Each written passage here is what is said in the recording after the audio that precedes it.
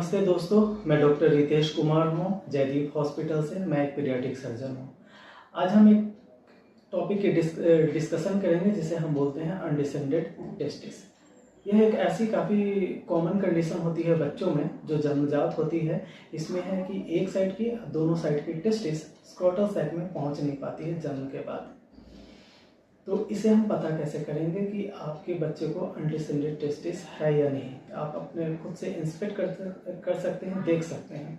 तो उसके लिए सबसे पहले तो आपको बच्चे के जेनिटल एरिया को इंस्पेक्ट करना होता है। उसमें देखना होता है कि टेस्टिस दोनों साइड की नीचे दिख रही है नहीं दिख रही है।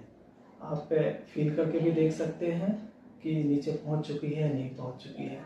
कभी कभी टेस्टिस जो है वहाँ खाली ही रहती है, टेस्टिस ऊपर चली जाती है। टेस्टिस हो सकता है कि ऊपर में फील हो या उसके साथ सूजन भी हो सकती है। अगर ऐसी कंडीशन है तो फिर आपके बच्चे को अनडिसेंडेड टेस्टिस है। अब हम कॉम्प्लिकेशन ऑफ अनडिसेंडेड टेस्टिस की बात करेंगे। कॉम्प्लिकेशन मतलब कि अगर अनडिसेंडेड टेस्टिस की सर्जरी नहीं करवाई तो क्या क्या कॉम्प्लिकेशन हो सकते हैं। फर्स्ट हो गया मोस्ट इम्पॉर्टेंट इनफर्टिलिटी। जैसा कि होता है कि स्क्रोटल का टेम्परेचर, स्क्रोटल सैक जो कोथरी होती है उसका टेम्परेचर बॉडी के टेम्परेचर से 3 से 4 डिग्री कम होती है। तो ऐसा माना जाता है कि ये सबसे आइडियल सिचुएशन, आइडियल कंडीशन होती है टेस्टिस के ग्रोथ एंड डेवलपमेंट की। अगर टेस्टिस वहाँ पर रहती है तो उसकी प्रॉपर ग्रोथ एंड डेवलपमेंट होती रहती है। अगर टेस्टिस ऊपर रहती है, अनडिसेंडेड रहती है, बॉडी के पास रहती है, तो इसका मतलब है कि टेम्परेचर ज़्यादा होता है। तो धीरे धीरे टेम्परेचर की वजह से टेस्टिस डैमेज होती रहती है और हो सकता है कि फ्यूचर में वो नॉन फंक्शनल भी हो जाए।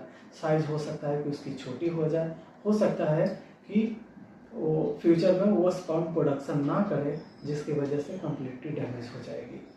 इसलिए इनफर्टिलिटी मोस्ट इम्पॉर्टेंट कॉम्प्लिकेशन होती है अनडिसेंडेड टेस्टिस की।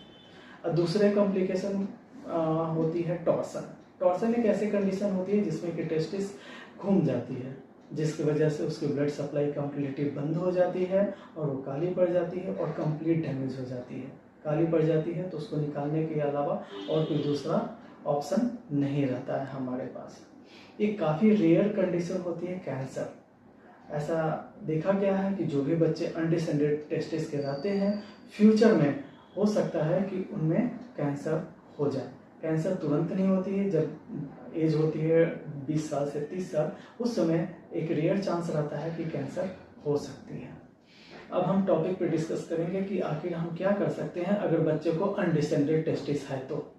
सबसे पहले तो देखिए, अनडिसेंडेड टेस्टिस को रिट्रैक्टाइल टेस्टिस से डिफरेंशिएट करना पड़ता है। कहने का मतलब एक कंडीशन होती है रिट्रैक्टाइल टेस्टिस।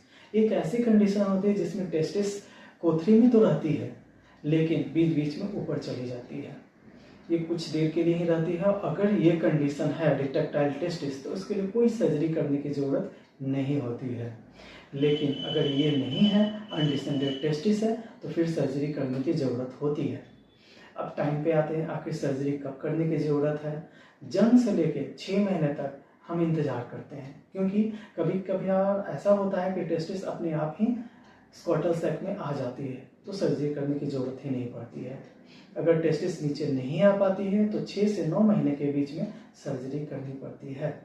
और सर्जरी कैसी होगी, अक्सर आप पूछते हैं कि ओपन होगी या लैप्रोस्कोपिक होगी। अनडिसेंडेड टेस्टिस के लिए सर्जरी डिपेंड करती है कि टेस्टिस कितना ज़्यादा ऊपर है। कभी कभार टेस्टिस पेट के अंदर ही रह जाती है, तो वैसे केस में सर्जरी करनी पड़ती है लैप्रोस्कोपी। कोशिश की जाती है कि एक बार में ही हो, नहीं तो कभी कभार 2 बार सर्जरी करनी पड़ती है, लैप्रोस्कोपिक सर्जरी। इस सर्जरी को बोलते हैं लैप्रोस्कोपिक ऑर्किडोपेक्सी।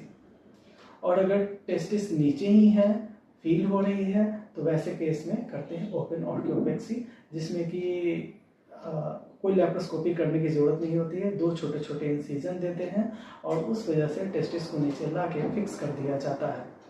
और ये सर्जरी डे केयर ही सर्जरी होती है, यानी कि जिस दिन सर्जरी होती है उसी दिन बच्चे की छुट्टी हो जाती है। बच्चे को बस 5-6 घंटे खाली पेट रहना पड़ता है, खाना पीना खिला दिया जाता है, उसके बाद ही छुट्टी होती है।